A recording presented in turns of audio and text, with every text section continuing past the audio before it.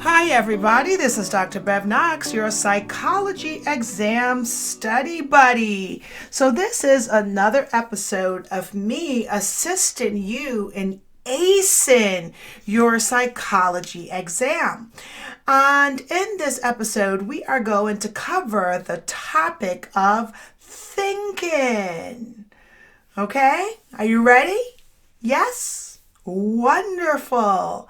All right, so before we get into concepts and prototypes, let's go over what cognition means, okay?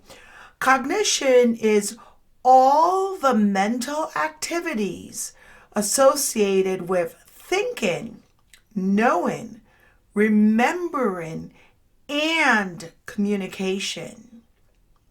So cognition, and you will hear cognitive theory, cognitive psychology, cognition, this, that, what have you. Cog, Cognition. So cognition is all the mental activities associated with thinking, knowing, remembering, and communicating. What is cognition? And if I were to ask you this on one of my quizzes, which I do, hint, hint, I want you to associate, if I said, give me just one word to associate with cognition, I would want you to give me the word thinking, okay? So cognition is the mental activities associated with thinking, knowing, remembering, and communicating. Now, psychologists who study cognition focus on the mental activities associated with thinking, knowing, remembering, and communicating information. One of these activities is forming concepts, mental groupings of similar objects, events, ideas, or people. A concept is a mental grouping of similar objects, events, ideas, or people. Now, the concept chair includes many items. A baby's high chair, a reclining chair, a dentist chair. I mean, think of all the different types of chairs. Go ahead, name a few. Yeah, a stool, a sofa or couch, a love seat, a recliner. I mean, you just think of it. These are all kind of like examples of chairs. They're all for sitting. So concepts simplify our thinking, okay? Imagine life without them. I don't think you could. I mean, we would not ask a child to throw the ball because there would be no concept of throw or ball. Instead of saying they were angry, we would have to describe expressions and other words. Concepts such as ball and anger give us much information with little cognitive efforts. Okay, so let's recap just a little bit. Cognition is all the mental activities associated with thinking, knowing, remembering, and communicating. And a concept is a mental grouping of similar objects, events, ideas, or people. And I like to think of concepts as categories. That, to me, that makes it a lot easier. So it would be the category. And now a prototype. Let's talk about prototypes. A prototype is a mental image or best example of a category. So whereas concept would be the category, a prototype would be the best example of that category. So matching new items to a prototype provides a quick and easy method for sorting items into categories, okay? As when comparing feathered creatures to a prototypical bird, for example, such as a robin, okay? So concept is a mental grouping of similar objects, events, ideas, or people. Prototype is a mental image or best example of a category. So we often form our concepts by developing prototypes, which is a mental image or best example of a category. Now, people more quickly agree that a crow is a bird, but that a penguin is also a bird. So people would see the crow as being more of a bird than that of a penguin, okay? For most of us, the crow is the quote-unquote birdier bird, okay? It is more closely resembles our bird prototype in our brain, where we are quicker to use a robin or a crow or an eagle as a bird, okay? All right. Let's see. The next definition that I want you to know is the definition of insight. A sudden realization of a problem's solution.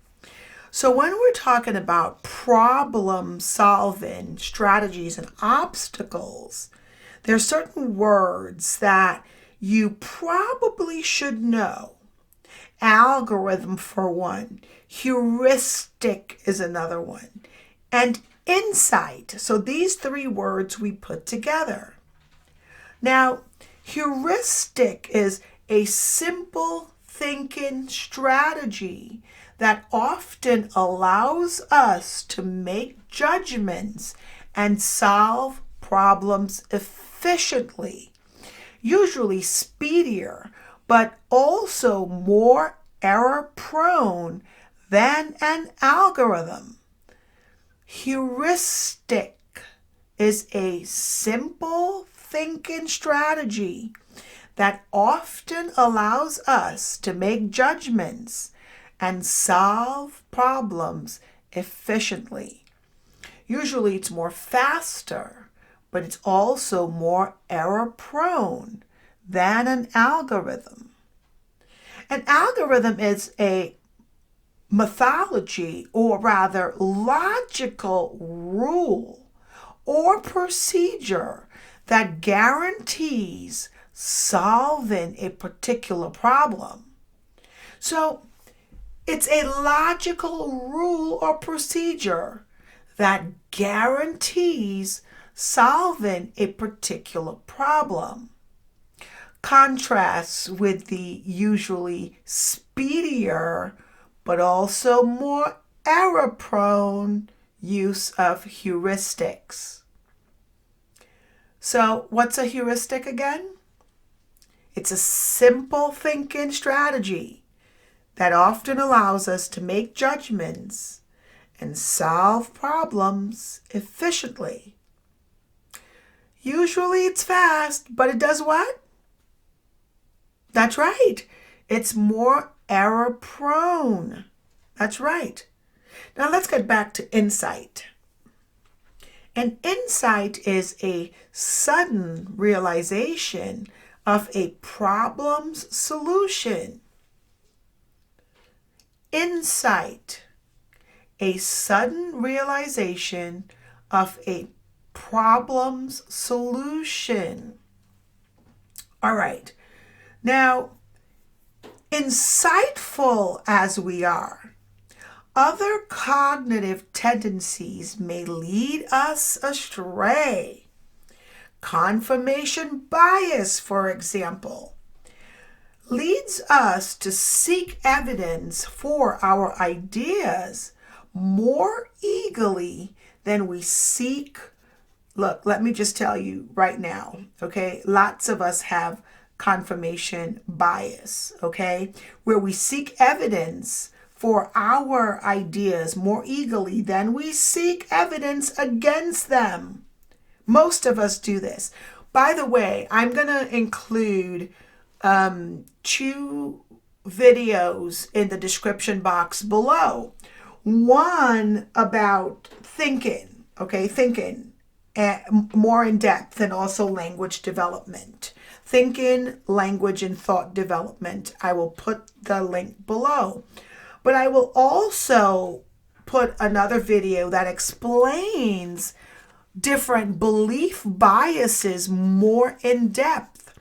And the belief bias go over confirmation bias more in depth for a greater understanding of why and how you think, the way you think, and your belief system, okay?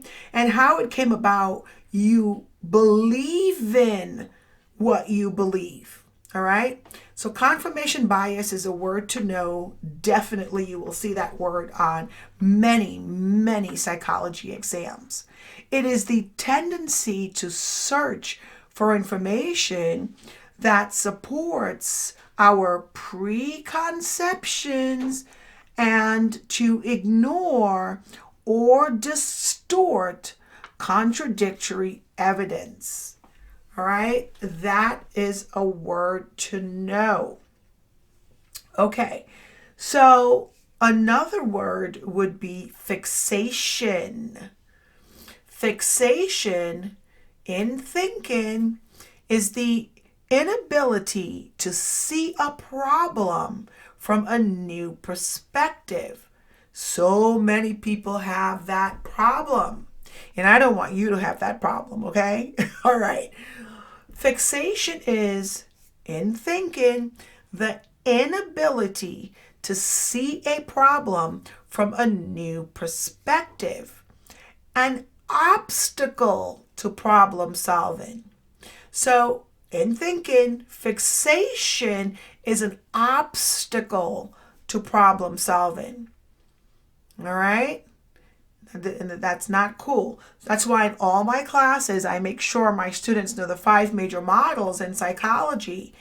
And they have to present a current event using all 5 perspectives. You got to know how to approach an idea or a problem using multiple perspectives, not just one. Fixation in thinking is the inability to see a problem from a new perspective. It is an obstacle to problem solving. Now, a prime example of fixation is the term mental set. Our tendency to approach a problem with a mindset of what has worked for us previously.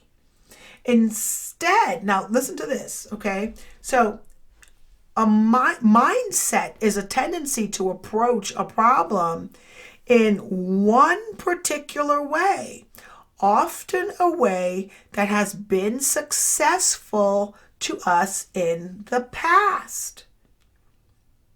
Do you understand? Often a way that what? That has worked for us previously. Indeed, solutions that worked in the past often do work on new problems. It does. As a perceptual set predisposes what we perceive. A mental set predisposes how we think. Sometimes this can be an obstacle to problem solving, as when our mental set form our past experiences. Okay? So our mental set is a tendency to approach a problem in one particular way, often a way that has been successful in the past. All right? Okay. Intuition. That's another word I want you to know. Intuition is an effortless. Know this word, because in one of my exams, I think I substitute that word effortless with effortful. Okay? Intuition is an effortless, immediate, automatic feeling of thought, as contrast with explicit, conscious reasoning.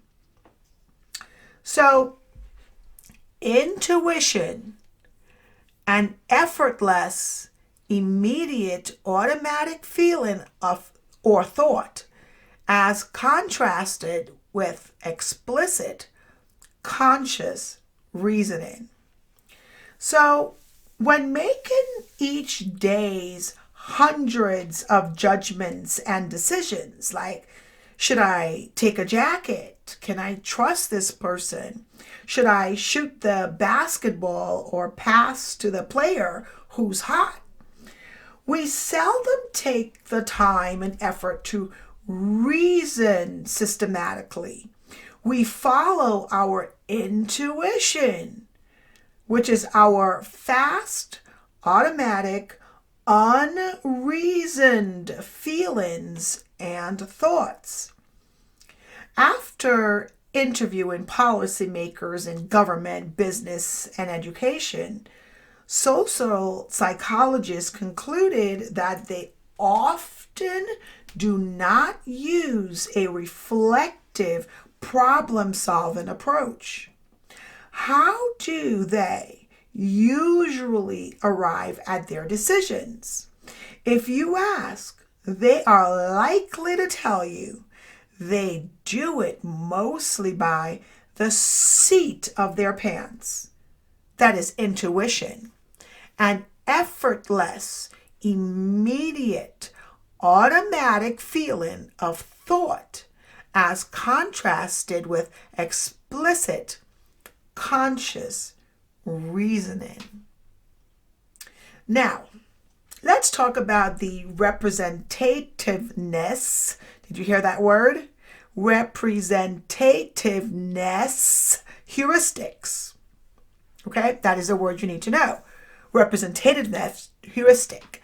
Estimating the likelihood of events in terms of how well they seem to represent or match particular prototypes. Do we remember what a prototype is? I told you that is one thing you need to know on any psych exam in regards to thinking, is the definition of concept and prototype. A prototype is a mental image or best example of a category. A prototype is a mental image or best example of a category. And when we are talking about representativeness heuristic, it is estimating the likelihood of events in terms of how well we seem to represent or match particular prototypes.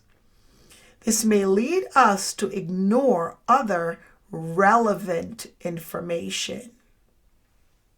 Now, availability heuristic is estimating the likelihood of events based on their availability in memory. Availability heuristic is estimating the likelihood of events based on their availability in memory. If instances come readily to mind, perhaps because of their vividness, we presume each events are common. All right, let us move on. All right, let's talk about overconfidence. Sometimes our decision and judgments go awry simply because we are more confident than correct. And this tendency to overestimate the accuracy of our knowledge and judgments is called overconfidence. Those who are wrong are especially vulnerable to overconfidence. One experiment gave students various physics and logic problems. Students who falsely thought a ball would continue following a curved path when rolling out of a curved tube were virtually as confident as those who correctly discerned that the ball, like water from a curved hose, would follow a straight path. So overconfidence is the tendency to overestimate the accuracy of our knowledge and judgment. Nevertheless, overconfidence sometimes has adaptive value, okay? Believing that their decisions are right and they have time to spare. Self-confident people tend to live more happily. They tend to have happier lives. So that part is good. Okay. Let's move on to belief perseverance. I know we spoke on confirmation bias earlier. Let's move on to belief perseverance, because that's another part of the element. And don't forget, I've got a video linked in the description below explaining more about belief biases, and I go more in depth in regards to confirmation bias, belief bias, belief perseverance. Okay, so that's explained more in the video link below. But belief perseverance basically is clinging to one's initial conceptions after the basis on which they were formed has been discredited. Our overconfidence is startling. Equally so is our belief perseverance, which is our tendency to cling to our beliefs in the face of contrary evidence. A classic study of belief perseverance engaged people with opposing views of capital punishment. After studying two supposedly new research findings, one supporting and the other refuting the claim that the death penalty deters crime, each side was more impressed by the study supporting its own beliefs, and each readily disputed the other study, thus showing the pro and anti-capital punishment groups the same mixed evidence actually increased their disagreement. Rather than using evidence to draw conclusions, they used their conclusions to assess evidence, a phenomena also known as motivated reasoning. So belief perseverance is clinging to one's initial concepts after the basis on which they were formed has been discredited. I want you to think about this for a little bit, okay? What is belief perseverance? Clinging to one's initial conceptions after the basis on which they were formed has been discredited. Now let's just pause for a minute. Can you think of a personal example of belief perseverance? Think about it. Can you think of a time when you clinged to your own initial conceptions after, now notice that word after, okay, after the basis on which you formed these conceptions were discredited? I'm sure you could. I mean, we all have examples in our own mind of our own belief biases and belief perseverance. Okay, let's move on to the effects of framing. Framing is the way an issue is posed. How an issue is framed can significantly affect decisions and judgments.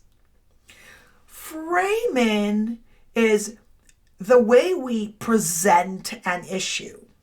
It can be a powerful tool of persuasion. Governments know this.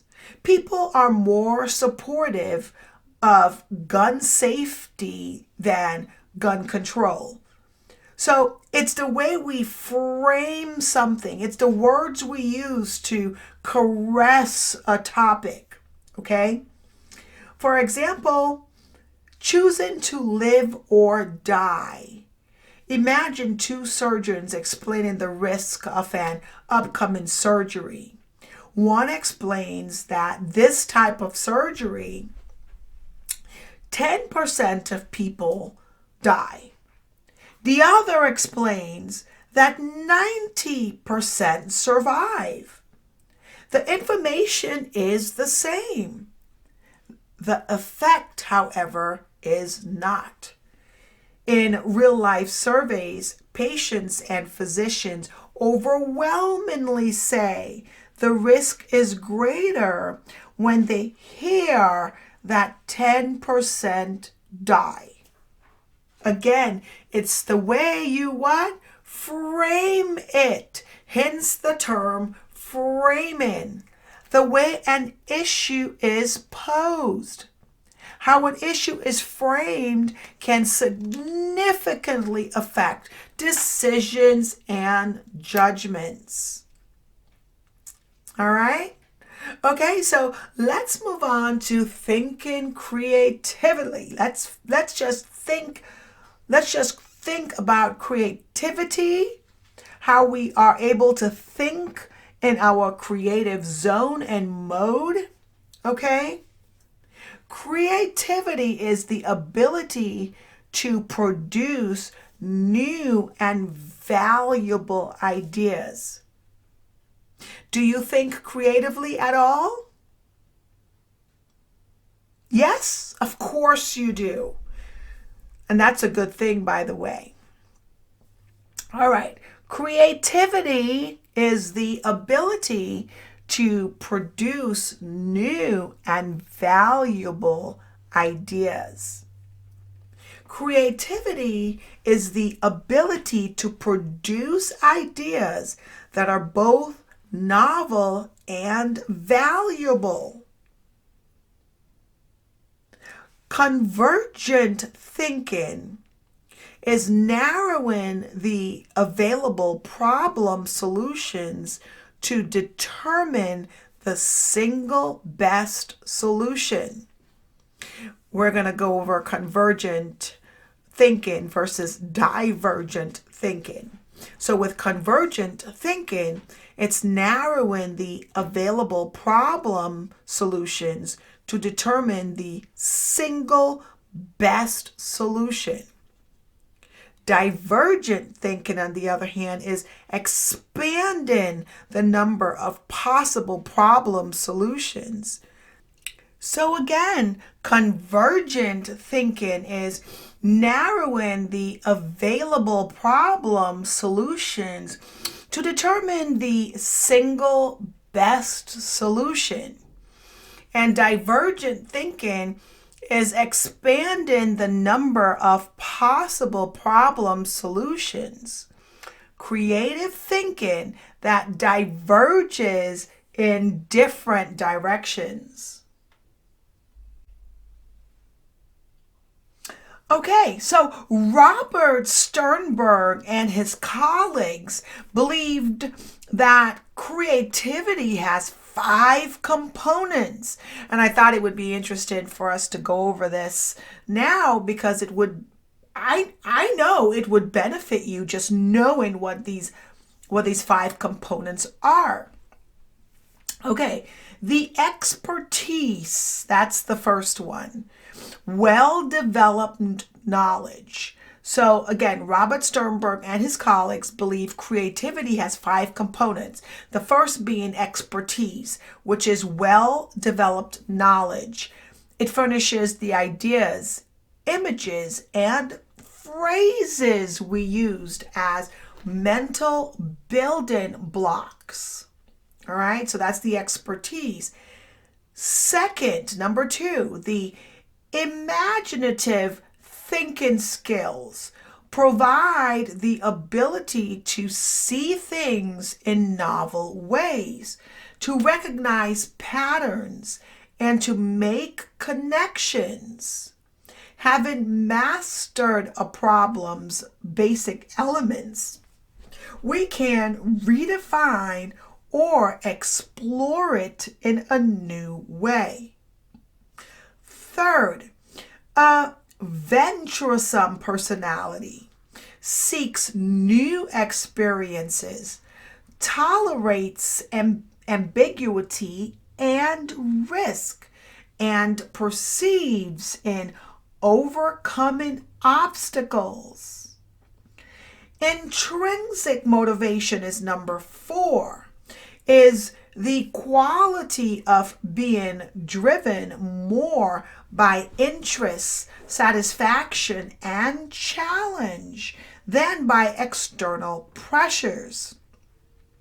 Creative people focus less on intrinsic motivations, like meeting deadlines, impressing people, or making money, than on the pleasure and stimulation of the work itself. Now, a creative environment is number 5.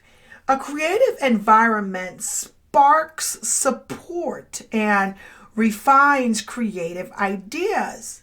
And that is a huge, huge, huge deal. In fact, I've got a video all about creating a positive, healthy environment for yourself. Because why? Because it sparks and refines creative ideas. Okay? For those seeking to boost the creative process, research offers some ideas. Develop your expertise. Okay? And again, this should help you. All right? So, according to research, you need to develop your expertise. Ask yourself what you care about and most enjoy. Follow your passion by broadening your knowledge base and becoming an expert at something. Next, allow time for incubation.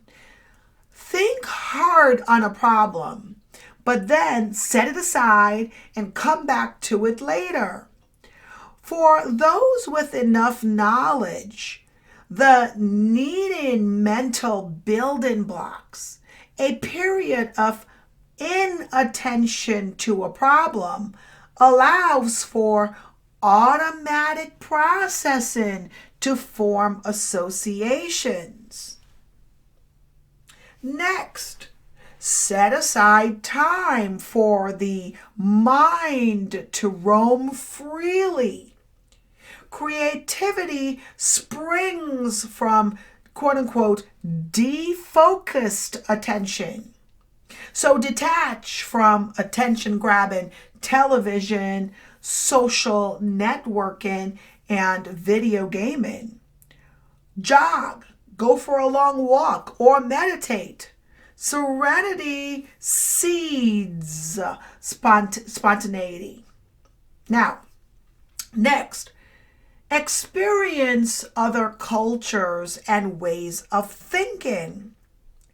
Living abroad sets the creative juices flowing. Control studies show that students who have spent time abroad and embracing their host culture are more adept to working out creative solutions to problems. Even getting out of your neighborhood and exposing yourself to multicultural experiences fosters flexible thinking. Another thing you could do, which is what I've done throughout my life, is through periods of time, let's just say 3 months, 3 or 4 months at a time, I would pretty much binge watch in my free time movies from a particular culture, whether it's only movies from India, for example, or only movies from from a country in South America, or only African movies, which is one of my favorite. They call it Nollywood movies from Nigeria. How would I know anything about Lagos, for example, which is a large city near Nigeria where a lot of movies are made, and about the surrounding villages around that particular area? And I have learned a lot of the customs and rituals just by watching, movies from that particular region. So yes, experience other cultures and ways of thinking. If you can't go visit that particular place in person, watch movies with representative examples of that particular region. If not just documentaries and not just movies. You want to do, a combination of both. But anyway, that is a great example. Okay, now there is another section that goes hand in hand with thinking. It's language development, okay? And I thought for this Study Buddy episode, I'm only going to focus really on thinking, okay, and a thinking process. And I will include another video in the description link below about language development. So you could view that information there, okay? Because I am going to end this episode of your psychology exam Study Buddy.